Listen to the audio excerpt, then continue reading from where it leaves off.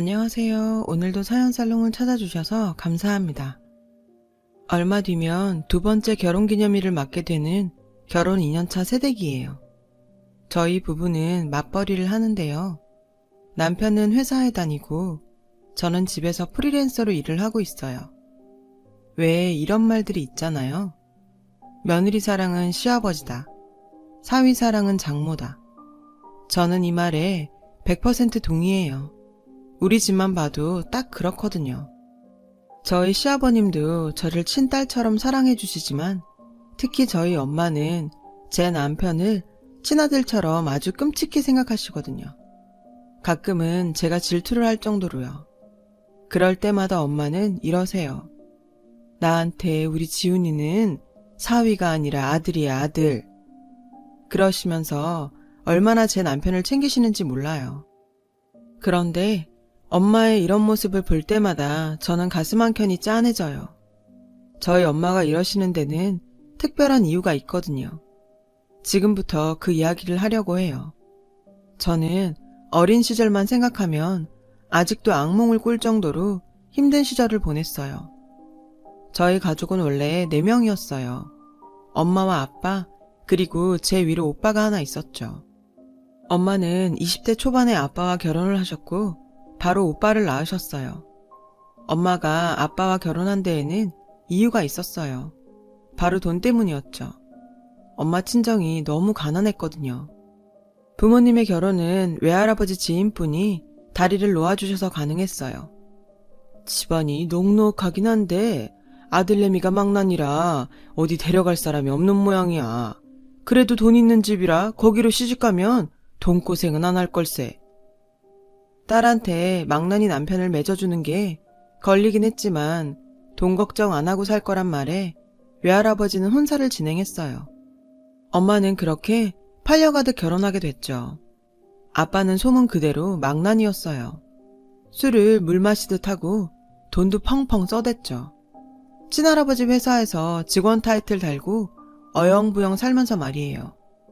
사치가 심하고 여자를 좋아해서 늘 다른 향수 냄새를 묻히고 집에 오셨대요. 그래도 시댁의 재력 하나 보고 참고 살아야겠다 했던 엄마는 나중에서야 뜻밖의 사실을 알게 되셨어요. 친할아버지가 운영하는 회사가 그렇게 기반이 탄탄하거나 이름이 있는 회사가 아니라는 거였죠. 살아남으려고 아등바등 해야 하는 그런 정도의 회사였던 거예요. 애초에 사랑이 없었으니까 그 사람이 여자를 만나고 다닌데도 그렇게 상처가 되지는 않았어. 그런데 아이를 가지니까 그게 또 달라지더라. 어찌됐건 애는 제대로 키워야 했으니까. 오빠를 임신한 엄마는 내 자식만큼은 남편과 다르게 바르게 키우리라 굳게 다짐하셨대요. 얼마 뒤 엄마는 오빠를 낳았고 본격적인 육아에 들어갔죠. 그리고 몇 년 뒤 둘째인 저를 임신하셨고 그때부터 삶이 달라지기 시작했대요. 제가 태어나기 얼마 전부터 친할아버지 회사 재정이 점점 안 좋아지더니 마침내 제가 태어나고 2달이 채 되지 않아 부도가 나버렸거든요. 친할아버지는 빚쟁이한테 쫓겨 자취를 감추셨고 저희 가족도 숨듯이 이사를 가야 했어요. 습하고 냄새 가득한 반지 앞방으로요. 어린 오빠와 태어난 지 얼마 안 된 저를 키우기에는 힘든 환경이었죠. 그래도 엄마는 포기하지 않고 저희 남매를 키우느라 고생을 많이 하셨어요. 하지만 아빠는 전혀 도와주지 않았어요. 돈도 못 벌고 상황은 힘든데도 술은 전보다 더 많이 마셨어요.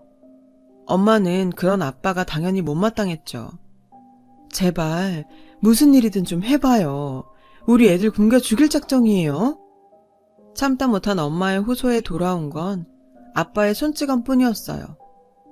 너 지금 내가 돈 못 번다고 무시해? 하루가 멀다 하고 아빠는 엄마한테 손찌검을 했고 급기야 엄마와 저한테도 손을 대려고 했어요. 그럴 때마다 엄마는 몸으로 우리 남매를 막아섰고요. 오빠는 그런 아빠를 보면서 철이 일찍 들었어요. 자기도 어리면서 아기인 저를 돌보고 엄마 걱정을 했어요. 엄마는 능력 없는 아빠 대신 돈을 벌어야 했어요. 그래서 식당 일을 시작하셨죠. 엄마가 일을 나간 낮 시간엔 오빠와 저 둘이서 집을 지켰어요. 가끔은 엄마 부탁으로 이웃집 아줌마가 오셔서 저희를 돌봐주시기도 했어요. 아빠는 낮부터 술을 마시러 나가거나 일자리를 구하러 나간다는 핑계로 집을 비우셨어요. 그래서 저는 주로 오빠가 챙겨주었죠. 하루가 다르게 저와 오빠는 커가는데 아빠는 여전히 일자리도 구하지 않고 술은 마셨어요. 술 마실 돈이 부족하니 엄마와 오빠와 제게 화풀이를 하며 폭력을 행사하셨죠. 친할아버지한테는 연락이 끊긴 지 오래였고 엄마는 시댁과 딱히 연락할 마음도 없어 보였어요. 아빠가 저 모양이니 솔직히 시댁에 무슨 정이 있겠어요. 그러던 어느 날이었어요. 오빠 앞으로 취약 통지서가 날라왔어요. 그때까지도 아빠는 정신을 못 차리고 술독에 빠져 사셨죠. 그동안 참고 살아왔던 엄마는 결국 중대한 결정을 하게 되었어요. 아이들의 교육을 위해서라도 더 이상 아빠 곁에선 아이를 키울 수 없다는 게 엄마의 결론이었죠. 그리고 곧 실행에 옮기셨어요. 그날도 아빠는 술에 떡이 되어서는 코를 골며 잠에 빠져 있었죠.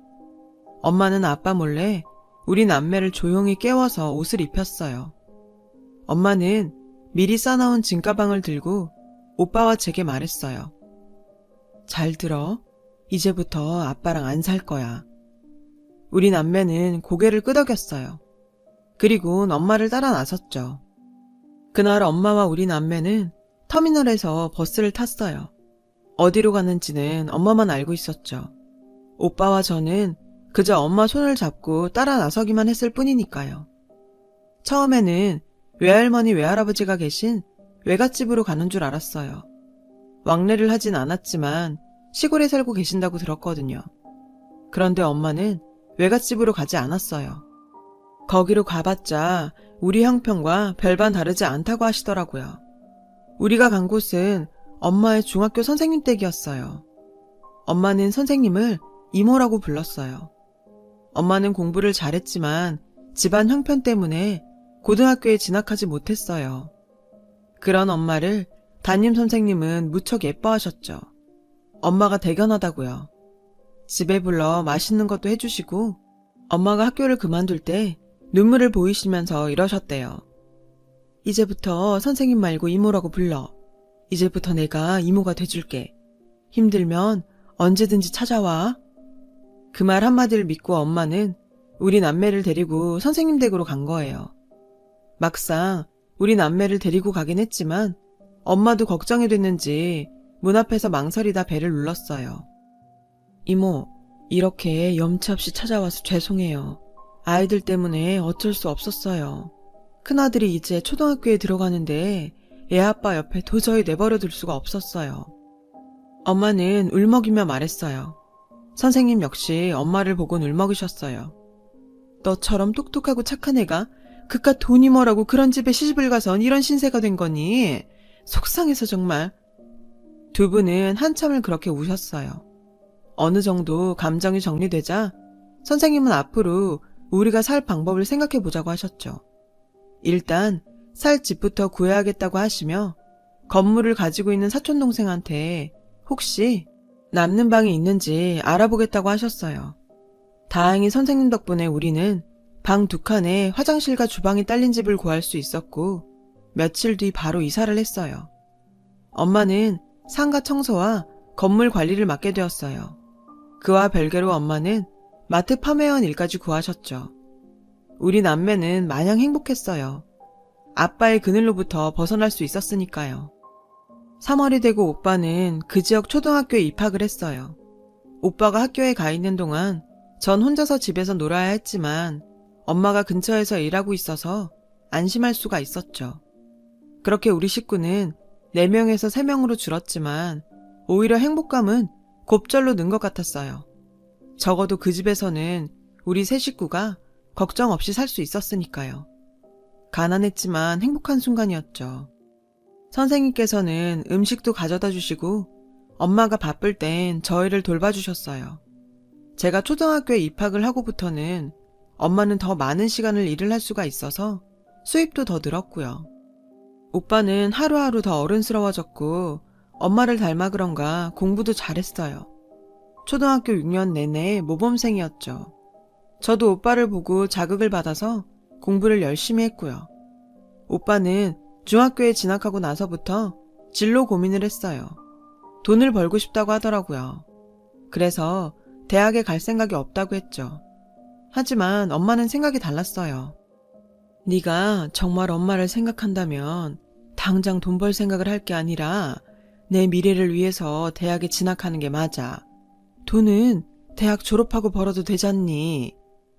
하지만 오빠의 의지는 확고했어요. 그 문제로 한동안 엄마와 오빠는 의견 충돌이 잦았고 중간에서 저는 이러지도 저러지도 못했죠. 솔직히 저도 오빠가 대학에 들어가기를 바랬어요. 오빠는 공부를 정말 잘했고 충분히 좋은 대학에 갈 수 있을 것 같았거든요. 내가 보기에도 아까웠는데 엄마는 오죽했겠어요. 하지만 오빠는 끝내 고집을 피웠죠. 엄마, 대학은 늦게라도 갈 수 있어.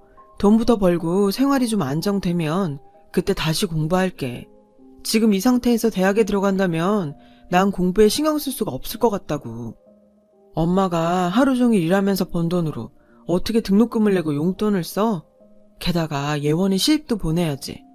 엄마도 이젠 고생 좀 그만하고, 응? 그러니 제발 대학 가란 소린 하지 마.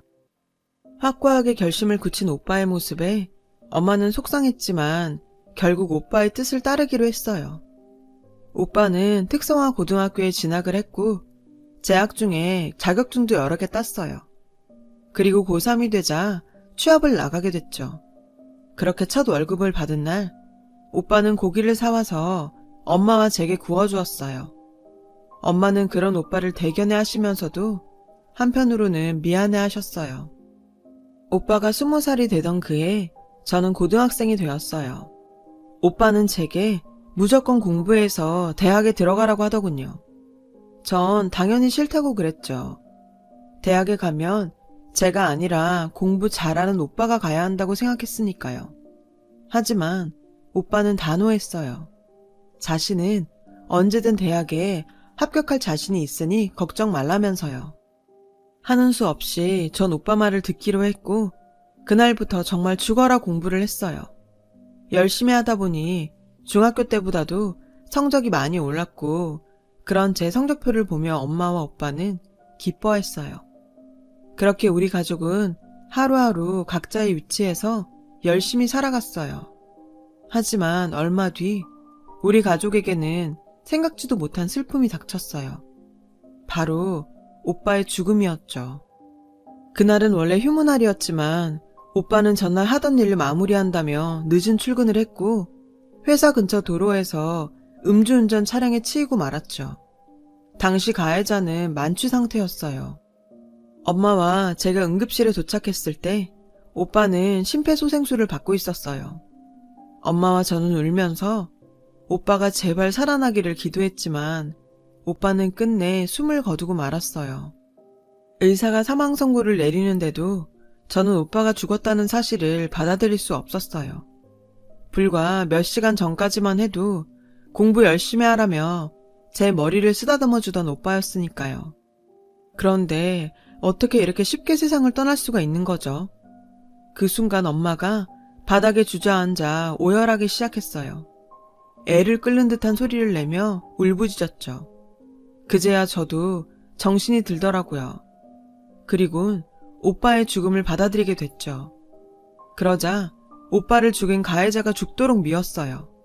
할 수만 있다면 그 인간과 오빠의 목숨을 바꾸고 싶었죠. 그런데 그때 슬픔에 잠겨있는 엄마와 제 곁으로 병원 관계자가 다가왔어요. 어렵게 입을 떼며 말하더군요. 혹시 아드님의 장기를 기증하실 의향이 있으신가요? 엄마와 저는 멍하게 직원을 바라봤어요. 직원 말에 따르면 병원에 장기 기증을 기다리는 사람들이 있는데 오빠의 장기가 다른 이들의 생명을 살릴 수 있다고 하더라고요. 엄마는 잠시 망설이셨어요. 비록 오빠가 죽었다지만 그 장기를 빼낸다는 게 꺼림칙하셨던 것 같아요. 엄마가 망설이자 직원이 나직한 목소리로 말을 이어갔어요. 아드님은 그 누구보다도 의미 있는 일을 하게 되는 거라고요. 그 말을 들은 엄마는 결심이 선 듯 직원을 바라보시더니 동의서에 사인을 하겠다고 하셨어요. 그렇게 오빠는 여러 사람에게 새 생명을 주고 하늘로 떠났어요. 엄마와 저는 한동안 슬픔에 빠져 지내야 했죠. 오빠의 빈자리는 생각보다 컸고 이 슬픔은 사라지지 않을 것 같았어요. 오빠의 죽음에도 불구하고 살아있는 사람은 일상을 살아가야만 했어요. 엄마는 다시 일터에 나가야 했고 저 역시 학교에 등교를 해야 했으니까요. 때 되면 밥을 먹고 밤이 되면 자야 했죠. 그렇다고 해도 이전의 생활로 돌아갈 수는 없었어요. 그러기에 우리 모녀의 슬픔은 너무도 컸으니까요. 이런 우리 모녀를 돌봐준 건 엄마의 선생님이었어요. 저희 집에 들러서 밥도 챙겨주시고 위로도 해주셨죠. 학교에서도 마찬가지였어요. 담임 선생님부터 친구들까지 모두 제게 신경을 써주며 챙겨주었죠.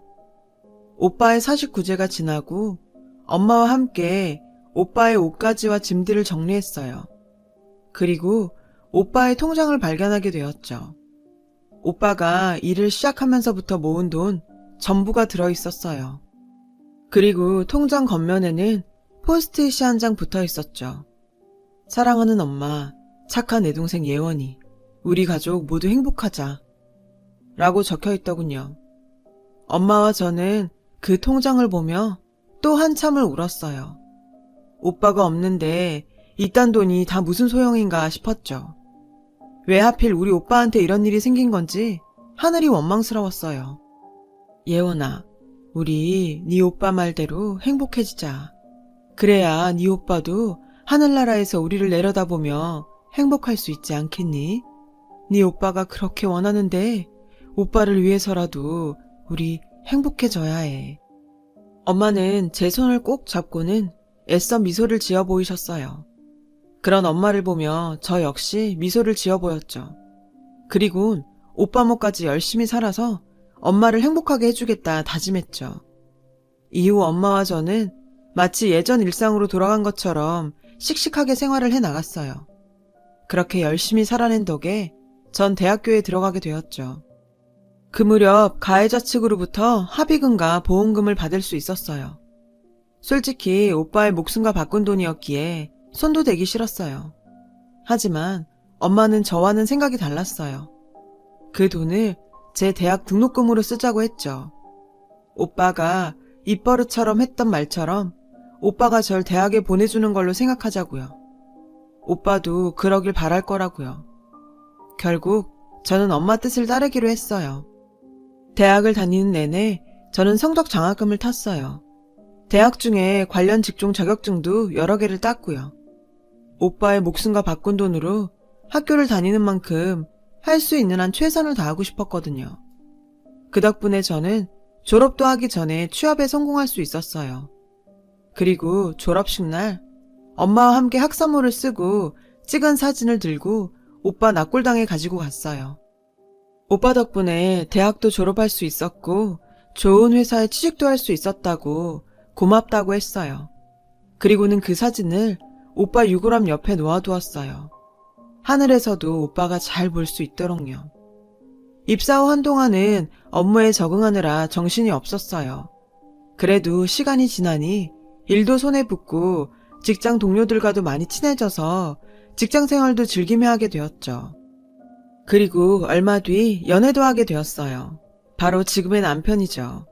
남편은 저보다 6살 연상으로 직장 선배의 친구예요.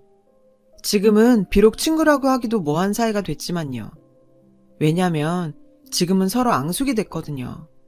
그 선배는 신입 여직원들에게 추근되는 걸로 유명했어요. 저도 피해자 중 하나였고요. 지금 생각해도 치가 떨리는 놈이에요.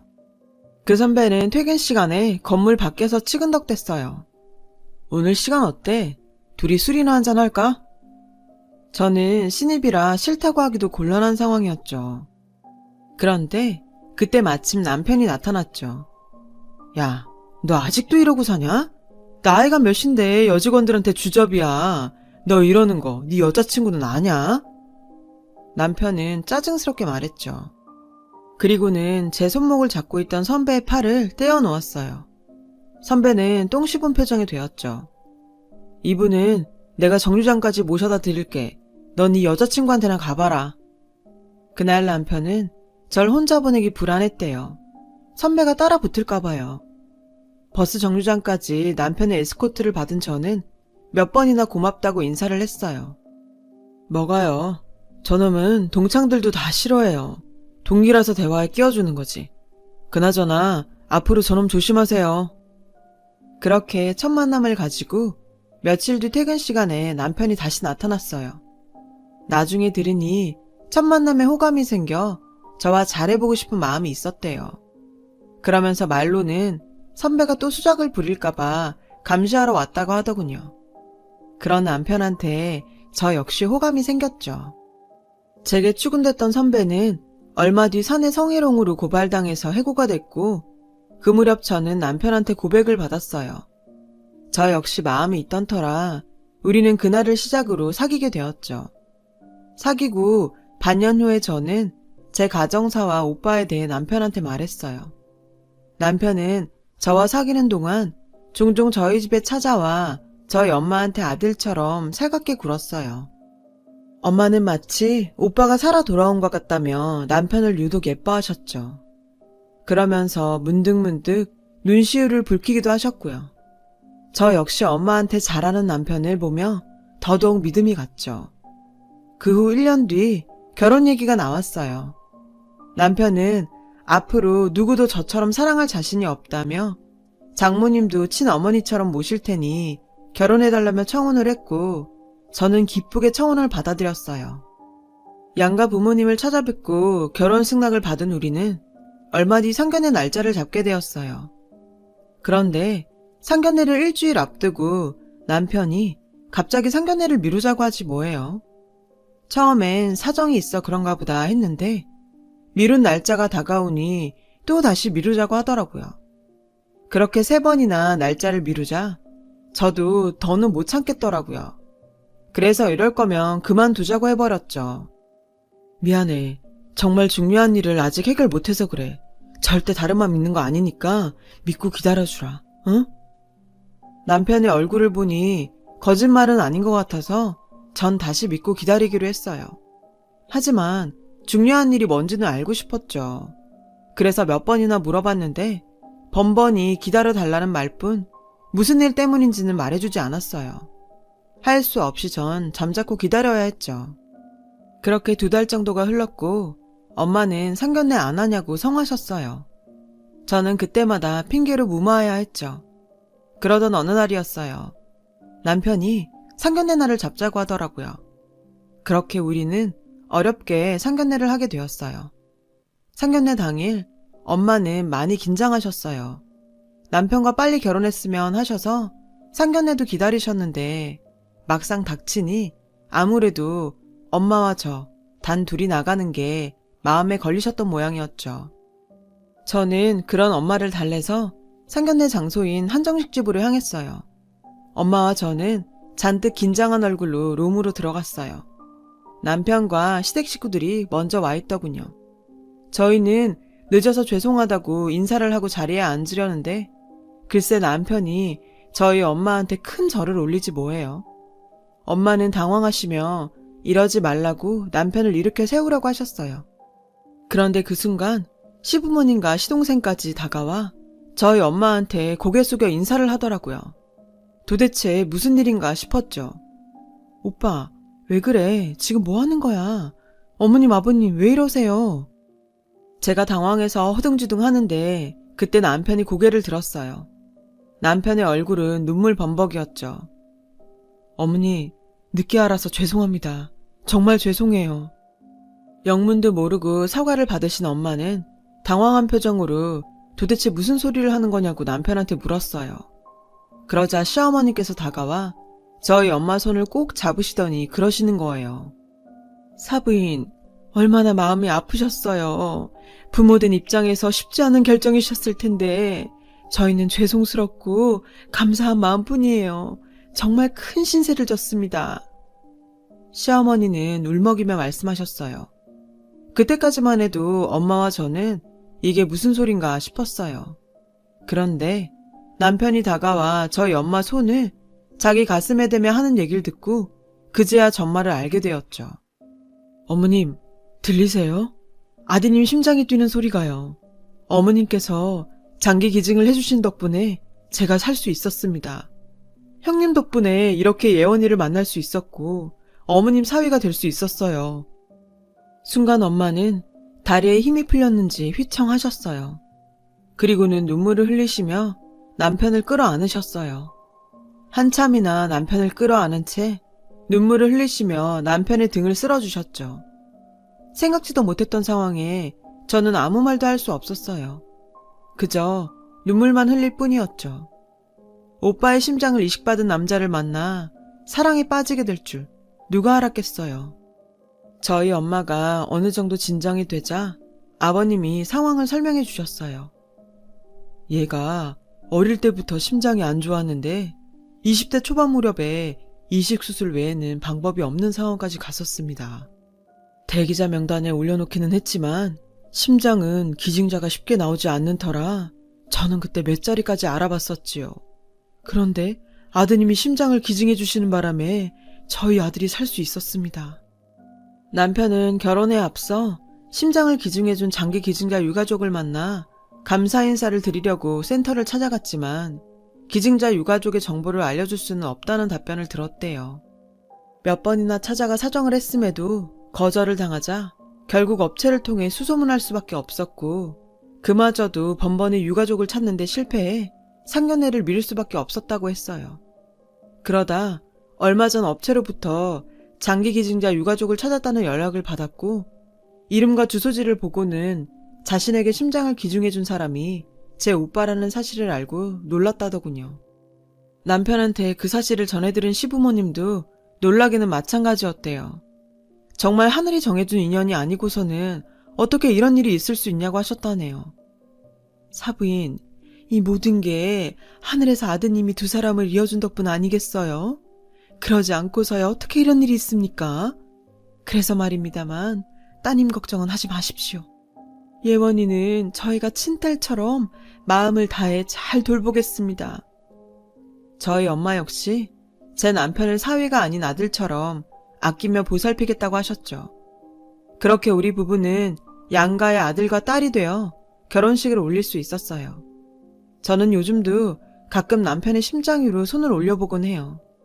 눈을 감고 심장 소리를 들으면 꼭 오빠가 내 곁에 있는 것 같거든요. 저는 우리 두 사람을 이어준 오빠를 생각해서라도 평생 남편을 아끼고 사랑하며 살아갈 생각이에요. 오빠가 제 옆에서 늘 저를 지켜보고 있다고 믿으면서요. 어떤 인연을 언제 만날지 모르는 이 세상에서 제 사연을 들어주신 분들과도 좋은 인연이라고 믿습니다. 그래서 여러분 모두 정말 행복하셨으면 해요. 감사합니다. 여러분, 사연 댓글에 응원과 현명한 조언 부탁드려요. 좋아요와 구독은 저에게 큰 힘이 됩니다. 오늘도 좋은 일 가득하세요.